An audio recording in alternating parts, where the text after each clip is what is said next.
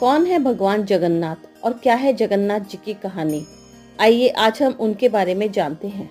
भगवान जगन्नाथ का मंदिर उड़ीसा के पुरी शहर में स्थित है।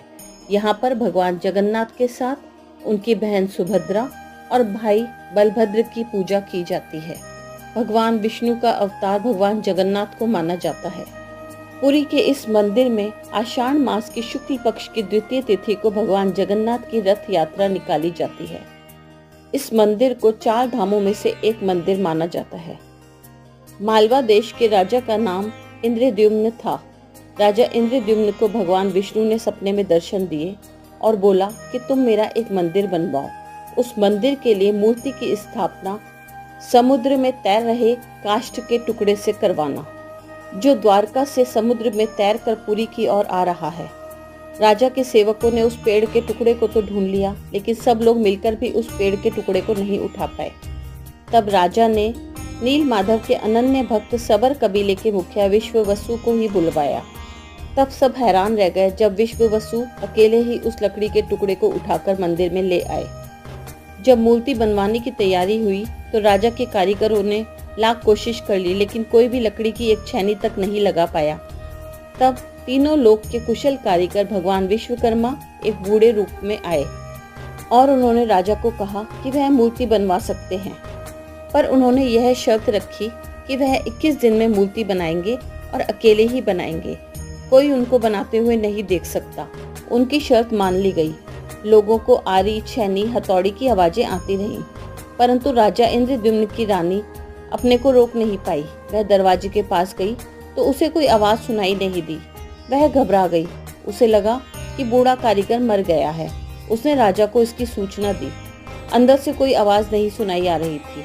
राजा को भी ऐसा ही लगा कि शायद वह बूढ़ा मर गया है। सभी शर्तों और चेतावनियों को छोड़कर राजा ने कमरे का दरवाजा खोलने का आदेश दिया।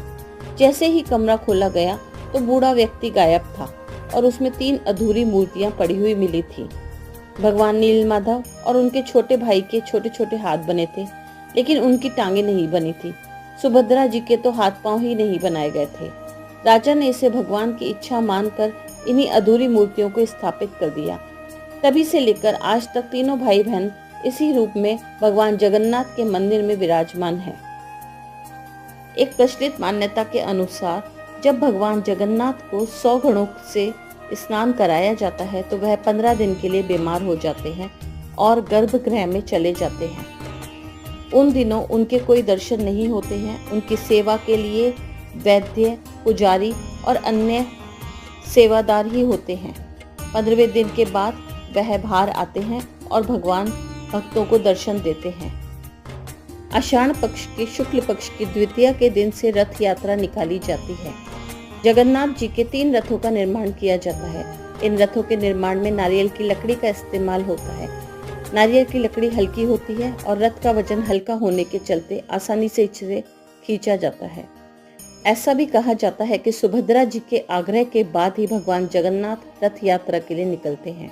इस दिन भगवान जगन्नाथ अपने भाई बलभद्र और बहन सुभद्रा के साथ 3 अलग अलग रथों पर सवार होकर नगर भ्रमण के लिए निकलते हैं और अपनी मौसी के घर गुंडीचा मंदिर तक जाते हैं। भारत के ओडिशा के पुरी में स्थित जगन्नाथ मंदिर पारंपरिक रूप से 15 दिनों के लिए बंद रहता है। धार्मिक मान्यताओं के अनुसार जगन्नाथ रथ यात्रा में शामिल लोगों को मोक्ष प्राप्त होता है। जगन्नाथ का अर्थ है ब्रह्मांड के